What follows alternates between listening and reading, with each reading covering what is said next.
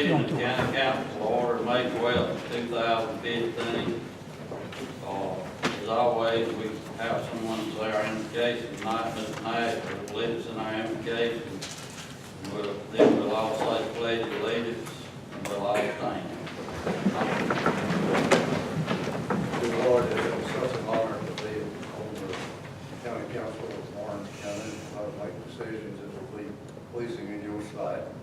We're so thankful for the staff and employees of Orange County doing their job and our police, and we're thankful for our military. So serving foreign countries is a great danger to keep us free. And dear Lord, we hope that you will give us wisdom to come through a budget that's livable for people of Orange County. We ask this all in Jesus' name. Amen. Pledge allegiance to the flag of the United States of America and to the republic for which it stands, one nation, under God, indivisible, with liberty and justice for all.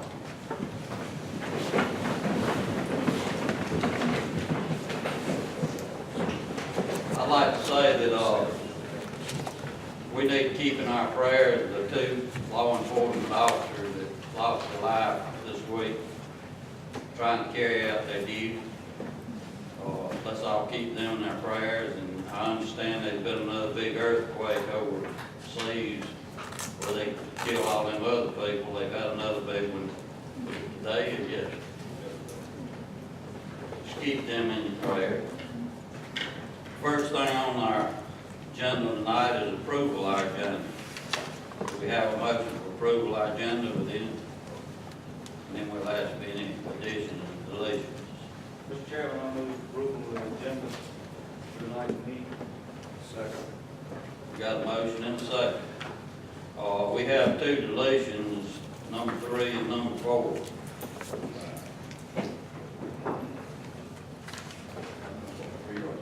3 and 4. That's deleted. Does anybody else have anything about the agenda? All in favor, raise your right hand. That's 6-0. Thank you. Approval of our minutes for the April 28th meeting. Do we have a motion? Mr. Chairman, I so move to approve the minutes for April 20th. Second, Mr. Chairman. We got a motion and a second. Does anybody have any corrections? If we're not, we'll vote by the show of our right hand. 6-0. First thing tonight is the Lawrence County Trails Association, Mr. Donald Walker, and I think Rob Rushing's got a little bit of participation in this study. We welcome you to our county. Thank you. This whole thing got started because we got involved with some bicyclists that enjoyed bicycling on the A.B. Jacks Road, and the state put rumble strips in there, and then they couldn't bike on it anymore. And so we started working with the DOT. The challenge here, of course, is that rumble strips help save lives. They warn people that are about to run off the road, but they all increase the risk for bicyclists. So in working with the DOT, they said it was important that we have locally designated roads, that is, roads that are designated by the county as bicycle routes. And I believe you all have seen those in a package you've got.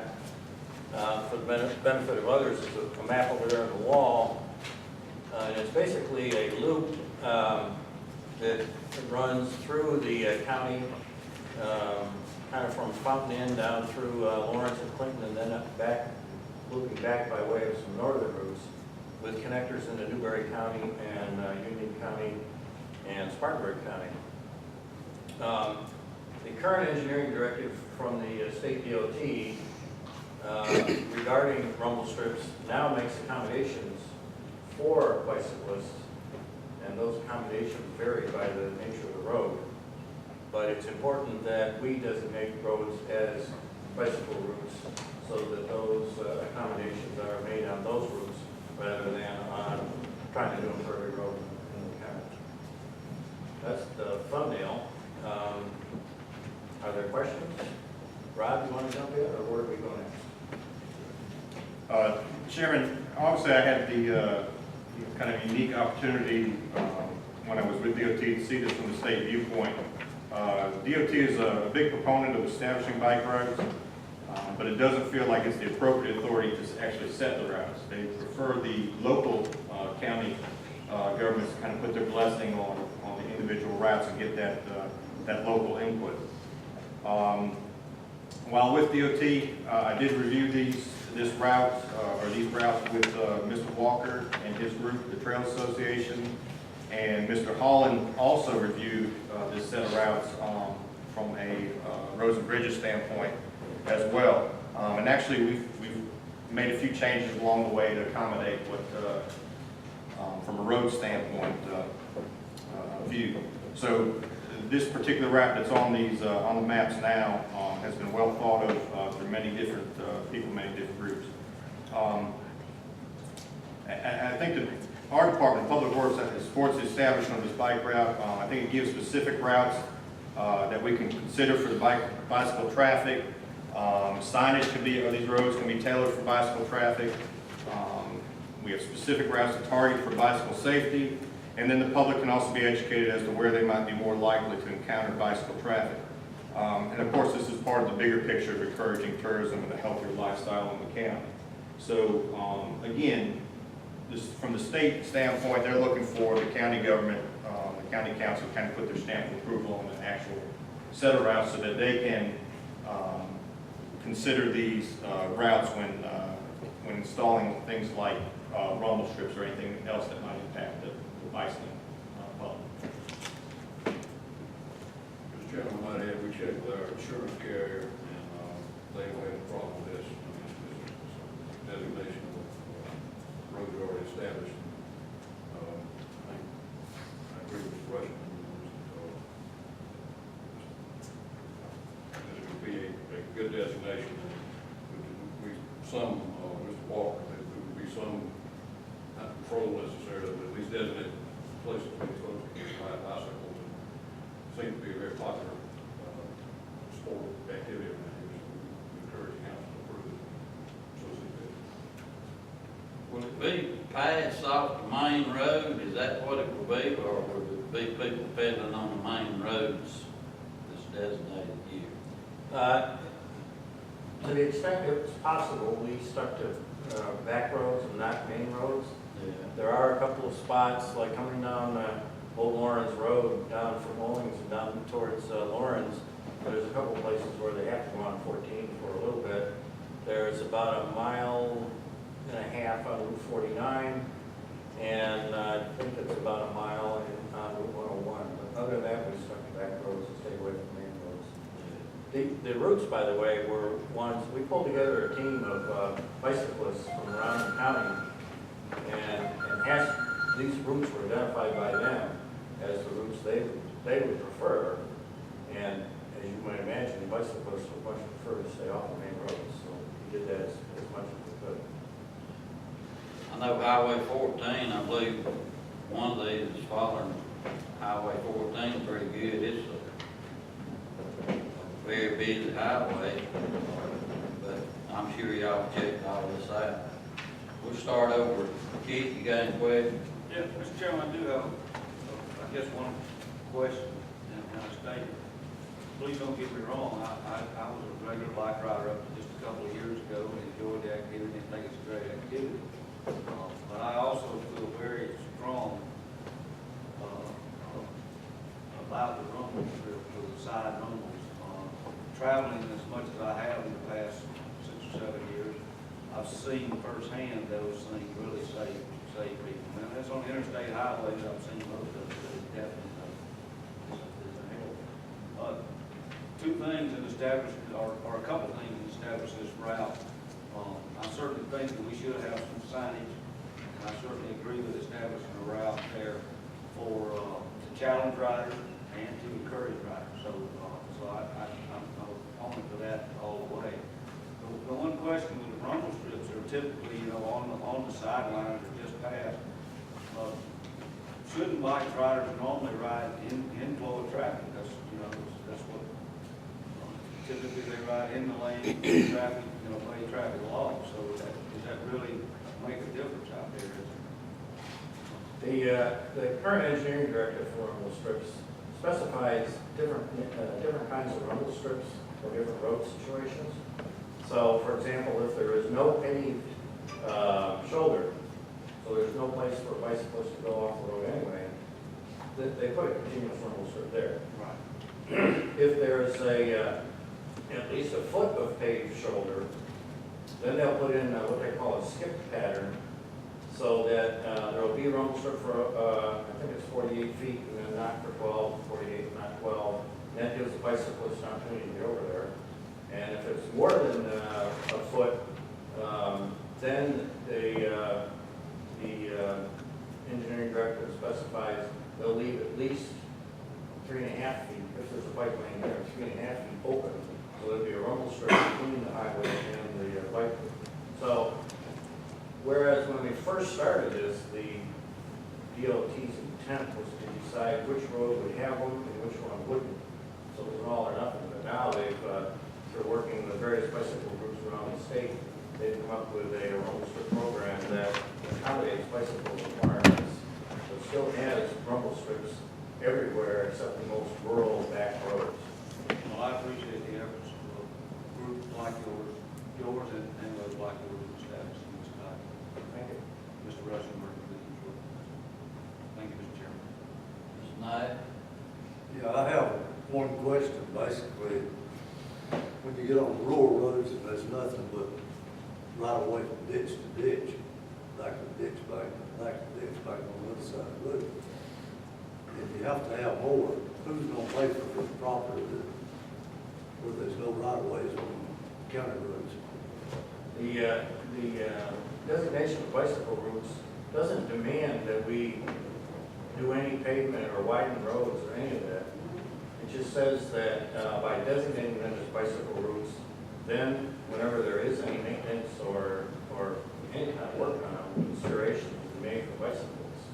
It doesn't demand that we pave shoulders that aren't already paved. And in fact, the engineering directive from the state does not apply to roads that are where the pavement is less than 20 feet wide, and which is mostly that ditch to ditch as you're talking about. And one other thing, whenever the cars get out of control on the roads, go over and clean up the ditches and bicycle riders on it, that's a lot of liability there. Who's putting the bill on that? I'm sorry, can you ask the question another way? Okay. If a car gets out of control On and the there's a interstates bicycle, as well as the county roads, when the traffic has an accident and cars go everywhere, there's bicyclists going down the shoulder of the road, and it cleans up, separated the bicycles, kills the people. Who's going to pay the liability on that? Each individual car that hits them. I would think so. I'm not an attorney, I would think so. Nothing we're doing here would change that from whatever it is today, I would think. I mean, again, I'm not an attorney, but I don't know why designating a bike route would change any liability that doesn't already exist today in this situation like that. Well, you know, we have dividers on the interstates that keep going as well as coming apart, so what's going to stop all these vehicles cleaning up a bunch of bicycles? What stops them today? Like it. John? Thank you, Mr. Chairman. Yes, sir. First, I think I got the first question answered about the additional pavement. So this is currently, I mean, with the current route that we've got here, I mean, this is a route that's already being used. People are already using this route. Bicyclists are already using it. And this isn't authorizing any kind of additional funding or anything like that for state or local or county.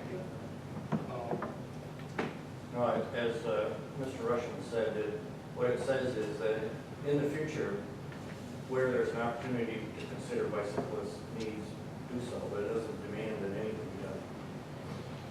I think that's all I've got. Now, thank you.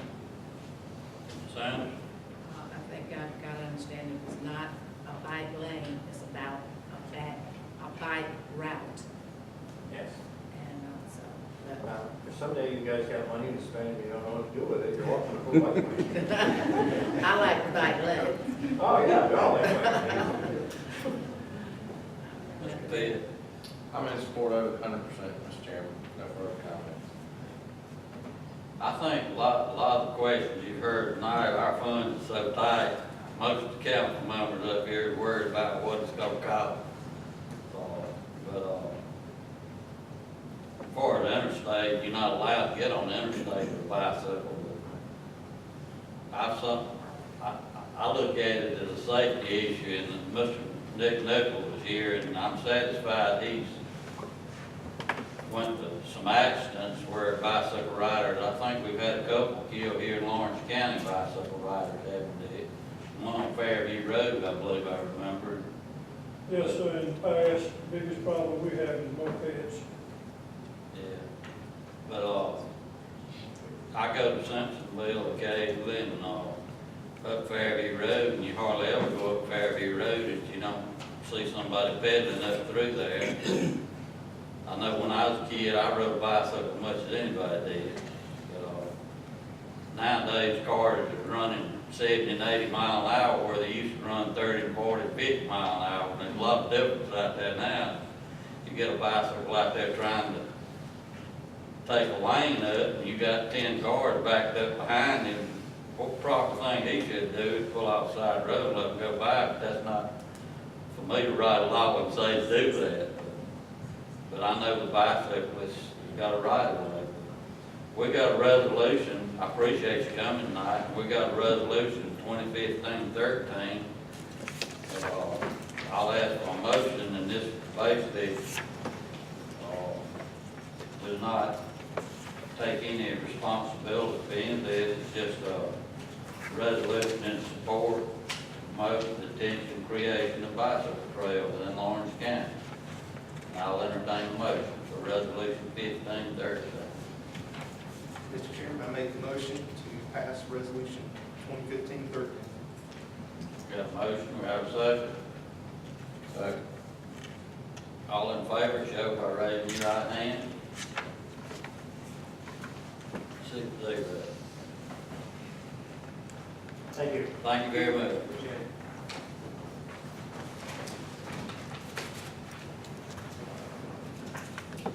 Next thing on our agenda tonight is, the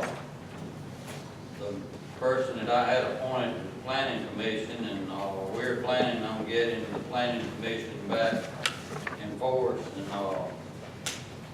I have the honor to nominate Kay Weeks as my appointee for the planning commission. Back a couple of years ago, Ms. Weeks came to me about some dog problems and so forth, and I had to recommend her to my appointee on the planning commission, so I felt like she was a good person to go to make this appointment. She's agreed to sit on it, and I believe she'll do a wonderful job.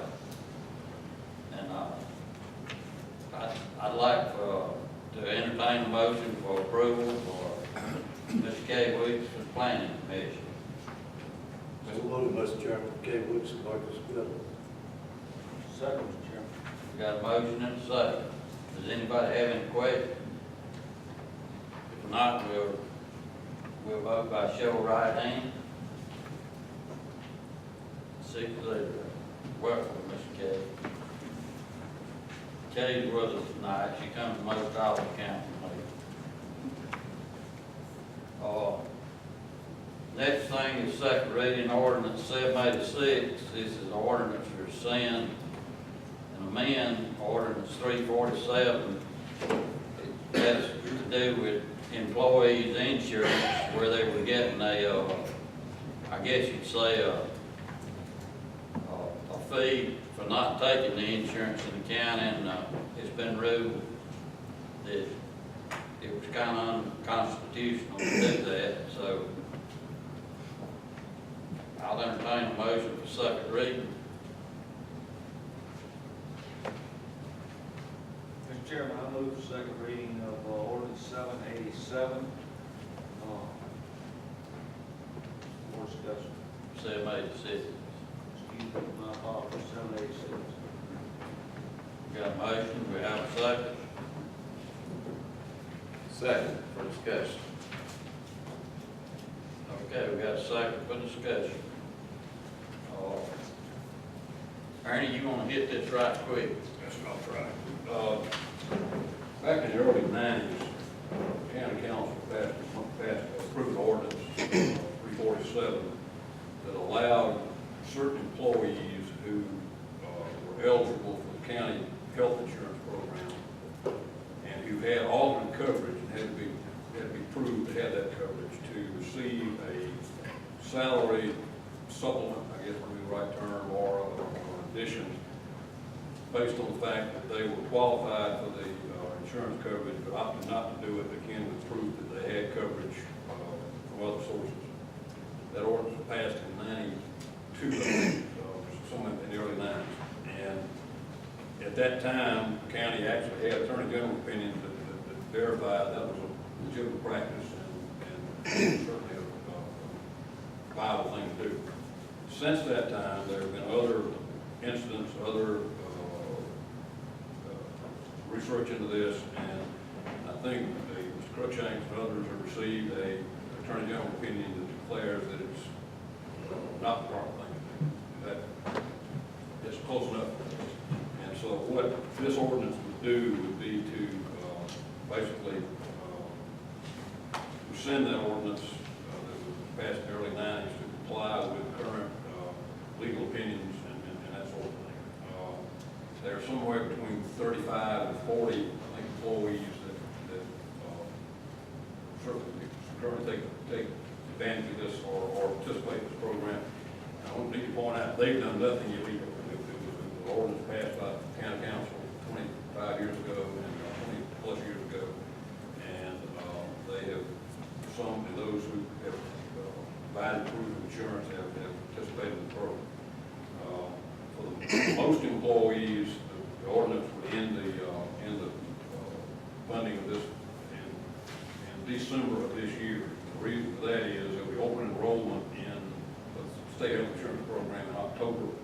That would allow those employees, if they want to participate in the county health insurance program, to sign up at that time basically, and that coverage would take effect January 1st, 2016.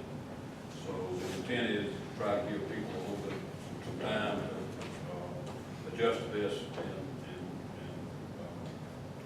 and it'll take, like I said, it'll take effect most employees at the end of December of this year. Mr. Chairman, I'd like to amend this ordinance to reflect in paragraph B under 2 that the special enrollment for designated employees be changed to July 1, and let that be the same for all employees and for everybody that's under the program, because it is a form of supplementing their salary, and they need to go down to what their salary is. And from viewing the number of persons who are receiving this supplement, they signed an agreement that they had insurance, so it shouldn't be any negative thing with them not having insurance, because they have signed an agreement that they do have insurance. So they don't need to wait till the open period for them to get insurance if they need insurance, because they should already have it. And that the person that I looked at, we had somebody just as high as, making $55,000, and we had some as low as making some others. But to do the right thing, we need to start it as soon as possible and everybody be on the same schedule. Not a difference in schedule, because everybody was under the same agreement. Everybody knows what they were doing when they said they had insurance and did not have insurance. So So I would like to see that change from December 31st, 2015 to July 1, 2015. Do I understand that right now there were 4 councilmen that were receiving this, and they will be cut off immediately, right? Final reading of this was to be effective July 1st. So what Ms. Anderson's asked as far as the rest of these employees will be cut off at the same time. That's correct. All right, what we got to do to amend that motion? And second, that, you can vote on her motion as a secondary motion and go back to, I think, who was it? So we got to have a second on her motion to amend that She motion? has made a motion to amend, yes, she needs a second. Mr. Thompson, I think, made the original motion. Unless he wants to withdraw his motion and include Ms. Anderson's amendment. You do it either way. You can vote on hers first, or you can, Mr. Thompson wants to agree to amend, Dr. Pitts was, I believe, the second on that. No, sir. I think it was Mr. Jones. Or was it me? You seconded the motion. You say, Does anybody have a second to Diane's motion?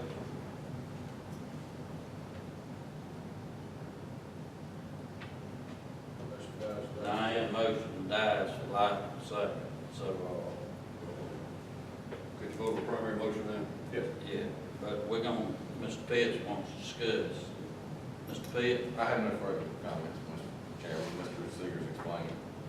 you got anything further, Ms. Anderson? No, I just think it's just, we're trying to right a wrong, and we're putting it off, and I think it looks bad on the county instead of us doing what is right. We're not doing what's right. Mr. Jones? Yes, sir, Mr. Chairman. I understand what Mrs. Anderson's saying also there, but I think for me on this, I see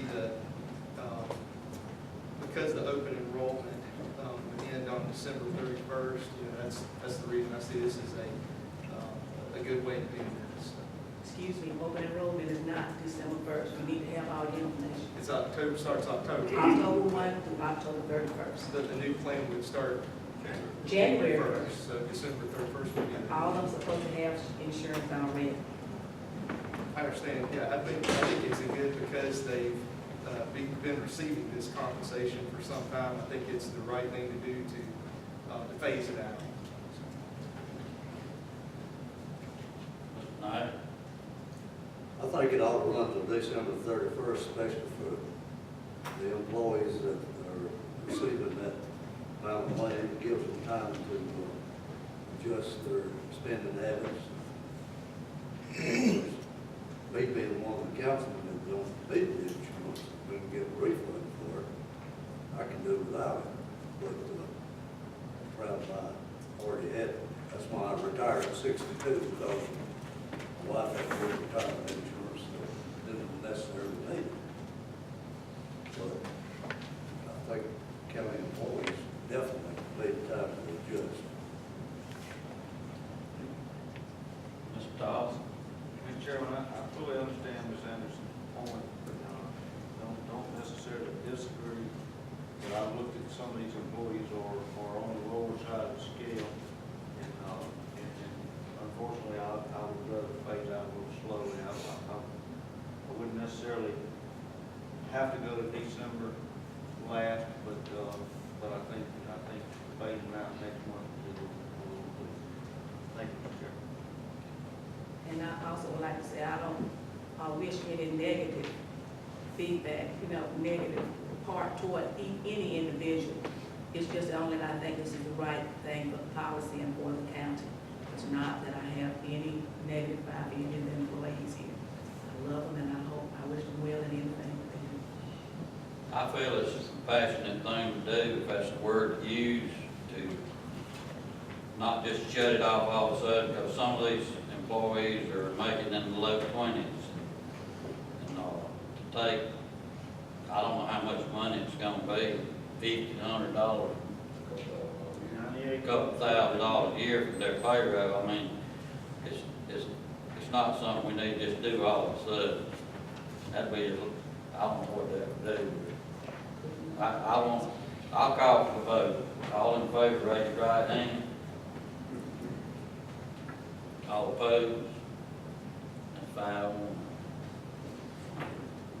One more reading, from June. Yes. We skipped 3 and 4. Number 5 is second reading ordinance 789. That was amending the ordinance 625 to take a little bit of the money from the LCTC and put it in the county coffers. We're about $2 million in the hole this year. But I'm gonna open the floor for motion, or you can let it die, or whatever you want to do. That's up to y'all. Mr. Chairman, if I may have the floor. You got it. Mr. Chairman, I would like to propose to council to consider a resolution that would leave this ordinance intact at $360,000. However, this resolution would require the LCDC to in turn return $30,000 to this county by December 31st, 2016. In essence, they would be taking a $30,000 pay cut or $30,000 cut for 1 year. This council certainly can revisit this ordinance on an annual basis. That also equates to an 8.33% cut in funding from the county to LCDC. Ironically enough, I was not aware that Volvo would announce in Berkeley County. I'm sad to say that it's not in Lawrence County, but I'm glad that it's in the state of South Carolina. I just believe that we need to continue efforts at recruiting. I also understand the implications that we are faced with developing a county budget. And a budget is a living, breathing document that is not set in stone. I understand that. I think that is a good compromise for all parties involved, including this county and including the LCDC. I'm not sure how you would like me to phrase that in terms of a resolution so that this ordinance is not amended, Mr. Chairman. Mr. Cruikshank? A couple ways to approach that, Mr. Chairman. If there is no motion for second reading of the ordinance, or you want to have a motion to rescind the first reading, or you can simply adopt the resolution proposal. I think Dr. Pitts, you said December 2016, I think you meant 2015. I'm sorry, 2015, you are correct. You want it in this fiscal year. This fiscal year.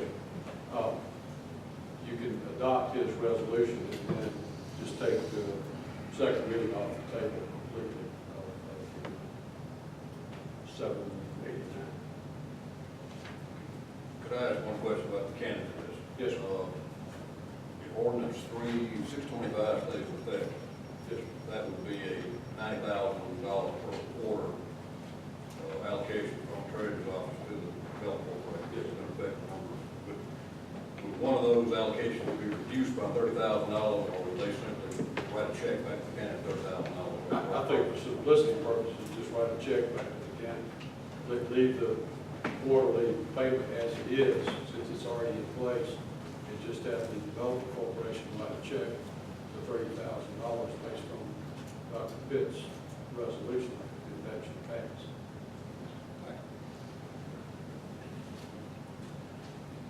Well, I'll entertain the motion.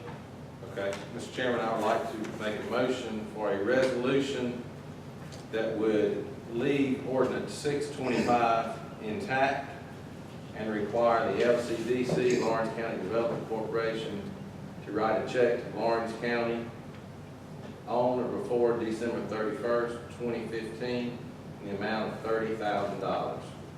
Thank you. We got a motion, we have a second. Mr. Chairman, I'll second the discussion. We got a motion, and a second for discussion. We'll start with Keith. Mr. Chairman, I understand what Dr. Pitts is doing. I appreciate the resolution, we would call it an amendment, I guess. I still think that $30,000 is a little bit high. But I think that the total cut was substantially high for this particular department. So I will be voting with the resolution. Mr. Knight? Well, if LCDC run by the same rules the county does, the county employees pay their own insurance and their own retirement. They don't seem to think that that's their problem. But I think that needs to change, and that's why I'm totally in favor of cutting $30,000 out of the budget. We furnish a lot of things, appreciate everything that they do. Set them up higher on the total load for the benefits of the county employees is not very good. That's all I have, Mr. Chairman. Mr. Jones? Yes, sir. Thank you, Mr. Chairman. Yeah, number one, I mean, we've got to have substantial economic growth in Lawrence County. I believe that, and I mean, it just goes without saying that if we have that growth, the tax base will grow and more people will move to Lawrence. We wouldn't be in the mess that we're in right now with the cuts in the county that we have to make. So I think 30,000 is, I think that's fair, and I'll support that as well. Ms. Anderson? I disagree, and just quoting Councilman Nash, he said we shouldn't be paying anybody insurance, and we just voted that we pay for 36 individuals who already have insurance. And I believe cuts should come across the board for everybody. I don't believe it should be singled out by no particular department head, and I disagree with that because I think economic development is very important for this county. And I think we need to continue to have the same amount of money going to that particular department, to that particular entity, LCDC. Especially at this time. Got anything else, David? No, not this time, Mr. Chairman. I'm gonna make a couple of comments. When this was first brought up, I was approached by some other people on council about some of this by looking at budgets. I don't think it was right for I'm gonna put this in here. I don't think it was right for one of our favorite newspapers in the county to really put county council down like they did this past week in the paper. I've been called cheesy, and I've been called I got a vendetta against somebody. And, I was called and asked if I had a vendetta against Mr. Coleman at the Lawrence County Development Corporation. I had a meeting with Marvin Moss and John Coleman back in January when I was elected chairman. And Mr. Coleman expressed to me he was worried about whether I would have a vendetta against him because his father and I have bumped elbows a lot over the past years, the last 12 years. I've worked real good with Mr. Coleman, Mr. Jim Coleman, who used to be the chairman of the county council. I worked real good with him. I expressed my opinions, he expressed his, but we always shook hands and walked off. We were never mad at each other. And I'll tell you the exact words I said to John Coleman when we were in that meeting, and Marvin Moss was there. I told John Coleman, I said, I got a daughter. I said, if I had a son, I'd like to have a son just like you. A man that'll go out and work with his family and try to have something and try to make something out of himself, a good, educated person. I've got nothing against John Coleman. I was basically just wanting the LCD to look at their budget and, see if there's someplace they could help us save a little money in this county, cause we $2 million in the hole.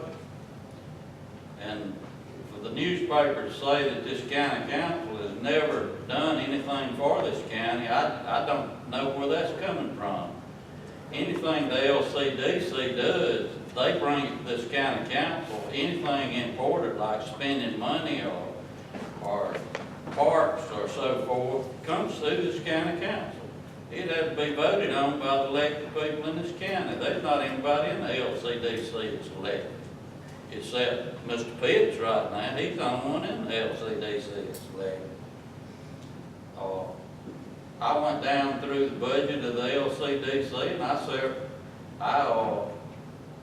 I did mention the meals at the meeting.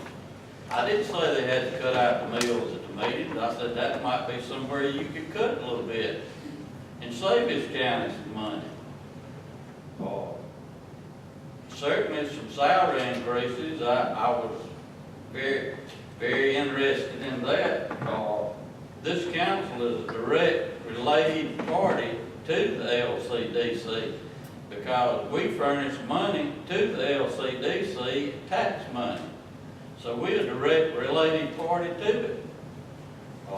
We may not get in on making any votes. They have a committee over there, board members, and then you got the executive board, which entails 5 members, I believe it is, that makes all the decisions. And for me to ask them to tighten their belt at a time when we are basically cutting pay for our employees, I just don't think I was out of place by doing it. And there was another statement that was made in the paper that the LCDC, the responsible party in it, said they were the only people that made any money for Lawrence County, and that's as far away from the truth as it could be. We got departments in this county that make money for this county. The magistrates make money for this county. The code department makes money for this county. We got a lot of departments that make money for this county. And economic development, when I went on council, the first thing I said, 12 years ago, I said, we need some kind of economic development in this county. Because I saw what Greenwood was doing. I didn't understand why it went the way it did, but it did. But most of your big name companies, just like ZF Transmission, is brought here by the Commerce Department, just like Bobo was announced today. Down in Berkeley County. Berkeley County didn't bring that plant in. The Commerce Department brought that plant to Berkeley County. But I'm satisfied they got some kind of economic development people that will work with the Commerce Department now, just like we got the LCDC. The LCDC worked with the Commerce Department to put ZF Transmission in place. They did that because they were paid to do that. That was their job. That was their job, to go out and get grants. That's what they were paid to do. But I done beat this horse enough, and I'll put it up for vote. All in favor, raise your right hand. All opposed? 5-1.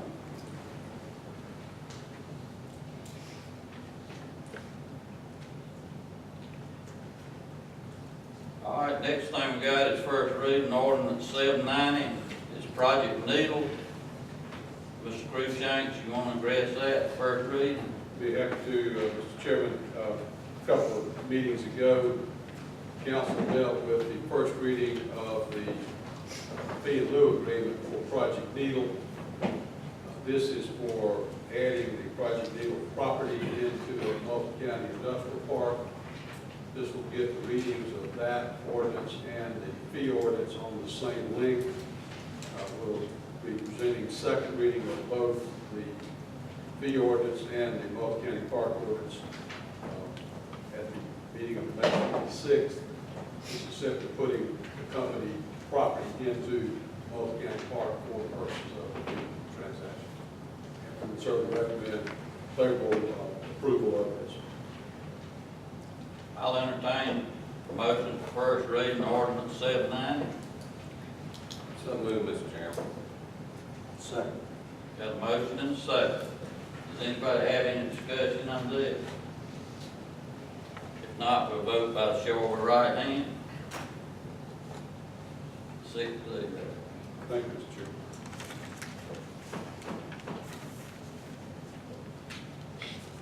I'll call on Mr. Cruikshanks again, first reading ordinance 793.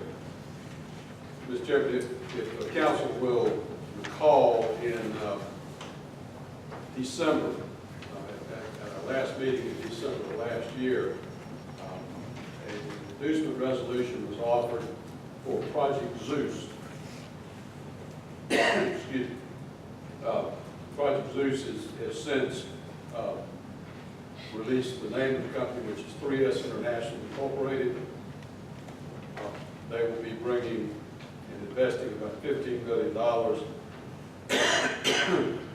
And over the next 4 or 5 years, we'll create 45 full-time jobs and somewhere between 40 and 60 part-time or contract jobs. They would like to go ahead and begin the reading process. George Wolf, their attorney, asked if we could do this by title only. We will have the text of everything with regard to the fee agreement and, of course, a multi-county park agreement for second reading, which will likely be in June. But we would encourage moving forward with this since this project was identified and announced in December. Just a hiccup down. Yes, sir. That's right. Yes, sir. I'll entertain a motion for first reading ordinance 793, Project Zeus. Chairman, I move to approve on first reading ordinance 793. Got a motion, we have a second. Second. Got a motion and a second. Does anybody have any discussion? Yes, Mr. Chairman. Briefly, as this project moves, or as the bill of agreement moves forward, I would like for us to take a very close look at the ranges of fees, given the county's financial situation. I'd like to see if we can adjust those to help bring our revenue up just a little bit from our normal fee. Mr. Dawson, if I can address that. The reducement agreement establishes the millage rate and the assessed ratio and the percentage of any credits given. That has already been established in December. As far as the distribution of fee funds, depending on which part this is included, will determine how the split of the tax revenues paid by the company will go. And I think that's a good idea that we can look at that as to whether we wanted to go to the Octagon Park or some other type of park. Yes, sir. Thank you. Yes, sir. Thank you, Mr. Chairman. Mr. Knight, No comments, Mr. Jones, No comments. Sanders, Mr. Bid. No.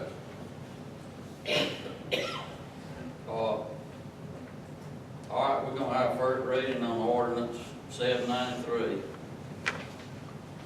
Vote by the show of your right hand.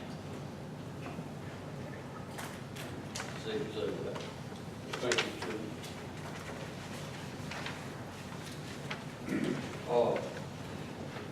I'm gonna ask the Committee on Health and Emergency Services, Dr. Pitts is the chairman, Ms. Anderson, and Mr. Jones is members of it, and certainly anybody else on council that wants to attend. There's some documents floating around about, between the county and the fire service, about turning departments over to the counties. I'd like for that committee to review those documents with Mr. Lindley, and Mr. Cruikshanks. I understand there was another document put out today, is that right? Those are the copies of the same thing that Mr. Bose created for one of the options, which is part of your ordinance. I saw one, and I asked a while back to, I know you have to write a lot of things in lawyer terms, and then terms that you can understand over here. That's what I want the council to do, look at those two documents and go over the documents with it and see if there's anybody on the committee that has any problem with it. There's about there's two options, there's about 5 different documents that be led. And I understand there's 8 departments that's already signed up, and you got, some of them that's got questions. So, the ones that's got questions, I'd like for you to ask them to be here when you have that meeting. Mr. Peters. Mr. Linley would probably know better than myself as to, he would have a list. But we'd let Mr. Chairman. And Mr. Pitts could get with Mr. Seeger and set up a meeting sometime.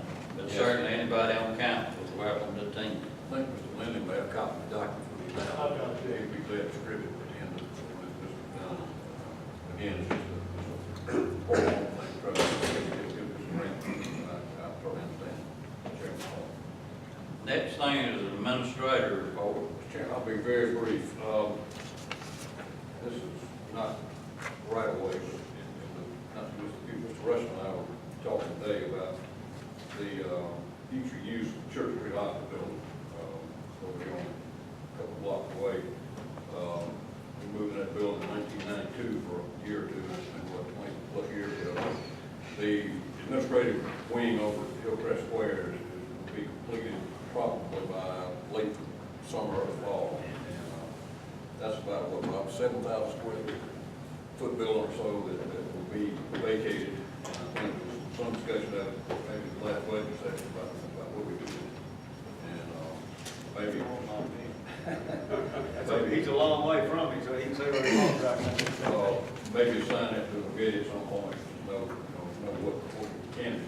We had inquiries from 1 or 2 private individuals that might be interested in purchasing it. We've got some partners that might need some additional space. But I just think there's some repairs that need to be done to it at some point. Some roofing issues over there, that kind of thing. But just bring that to the point of discussion right now. It won't be, it won't be 4 or 6 months before we'll have to make some decisions on that. So just all that will work. Could we add that? I asked at the last meeting for committee discussion from the budget and finance on some fee loads in different industrial parks. Could we add that to that meeting when we schedule that? And briefly discuss what we might do with Church Street. Yeah, that's even better since I'm on the And that's, Keith Dalton, the chairman on that, David Pitts and myself. That's all I got. We usually on 6 o'clock, but it's 6:25, 15-minute period for public comment. You got anything you'd like to comment and address council about, now's the time to do it. You can come forward and state your name. Try to hold it 5 minutes. Public comment time is now over.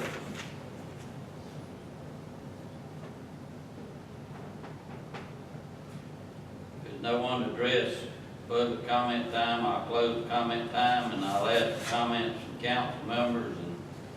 And one thing I'll say before I open that, Mr. Linley has got 2 trucks sitting out here that was bought with grant money, real nice trucks, like $140,000, $50,000 a piece. It's county paid, wasn't it 5,000 something a piece for them, Greg?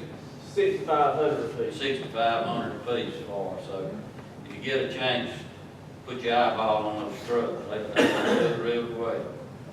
But, I'll open comments from council members, we'll start with Mr. Pitts.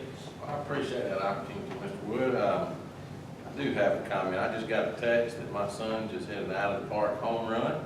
I'm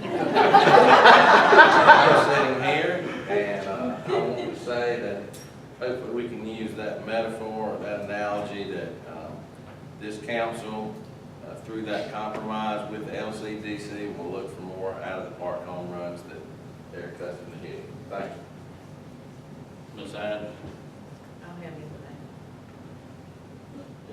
Yes, sir, Mr. Chairman. First of all, just want to thank all the departments and everybody on the hard work that you've been doing. And I know this has been a really tough budget. We've looked at auctioning vehicles and hopefully selling Church Street here soon. And there's a lot of things we're thinking outside the box here. Also wanted to mention this is National Police Appreciation Week, so please thank officers. I met with the sergeant yesterday for Lawrence County and helping them get what they need to defend liberty and to defend public safety is very important. So just want to mention that, and that's all I've got. Mr. Knight? I'm just proud of the way the council's moving forward with at least discussing issues instead of just running them over. Like the discussion of pros and cons. Both of our newspapers are with the pros and the cons and not one-sided issues. Thank you. Mr. Tyler? Mr. Chairman, the only thing I have a couple. One is we have a lot of department heads here again tonight, and I certainly appreciate those department heads coming in, showing interest. I know that we'll have a budget session afterwards, so a couple of them are here specifically for that, but we appreciate every time we see a department head out. And certainly welcome any of their opinions and comments, anything. And number two, I was going to mention the fire trucks. I think the Hickory Tavern fire truck, new truck, and the Atlanta new truck were both out there. They may not be now. I think those guys will have some other things going on. But Mr. Lindley and I talked a little bit as we went out and looked at the trucks. They're beautiful new additions to our department. And I think we have one more coming. Isn't that correct? Correct, right. And we appreciate those departments for the hard work they're doing, as well as Greg's leadership and his staff, the hard work they're doing with these grants. They're a beautiful truck. We can be proud of them. They're a good recruitment tool. They're a good life-saving tool. I'm glad we have them here in our community. Thank you, Mr. Chairman. Thank you, Keith. As he stated, we got a budget session after the meeting tonight, but we got an executive session. Mr. Chairman, real quick. Upon reflection on where we are with this debate discussion tonight, and the meeting we had Friday night, I would, if you don't mind, defer that executive session until a later budget session, because there are some other issues that need to be discussed at the same time. I think it'd be better to do all that at once. We have some departments that have made some requests for some salary adjustments, and eventually council has taken those to executive session to be discussed at one time. So if you want to go in executive session after our budget meeting. Well, I would think, probably not tonight, subsequent meeting. Okay. Just for, and we get to this, but what I would propose that we do, what the council try to do is try to second reading on 26th of May, 2 weeks from tonight. I think if we can prep between now and then, I think we'll get all this done. Time rather than split it up. I apologize for the late recommendation on that. I think it'd be better for us to do it once rather than try to split it. Okay, so we won't have it there. No, it's not tonight. A comment I had, this Saturday night, and we got one of our deputies in the audience tonight. Saturday night, there was an event over at the Wearshow Drag Strip. I've lived near that drag strip all my life. Lived across the road from it for almost 35 years. I've never saw or seen as many cars and as many motorcycles in one spot over there at that drag strip. But there's one thing I got to say. They had some Lawrence County deputies, off-duty deputies, that were hired to work the scene. And I said to myself, this was probably 5,000 cars, probably over 10,000 people. And some off-duty deputies were working it. And I just said to myself, it was 2 motorcycle clubs putting this thing on. And I said to myself, boy, what kind of trouble we gonna have out here tonight? But the next day, I was told they had one incident. A fellow wanted to drive a golf cart in a place where he wasn't supposed to drive it, and he bumped into one of the deputies, And he got arrested. And that's the only problem they had. It was just a bunch of people having a real good time.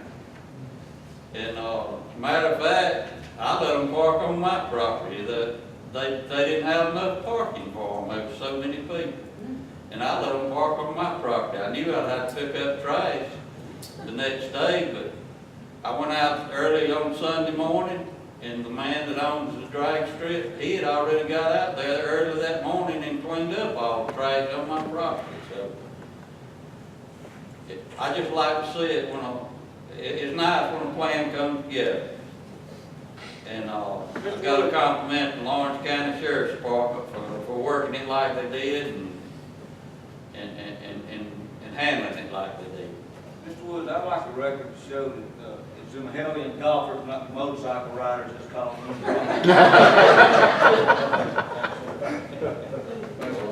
It was a big event, the biggest one I've ever seen over there. If anybody, no one else has got anything, we won't have an executive session tonight. We're gonna stand adjourned and, we're gonna take a 5-minute recess and we'll reconvene for our budget meeting. Council meeting adjourned.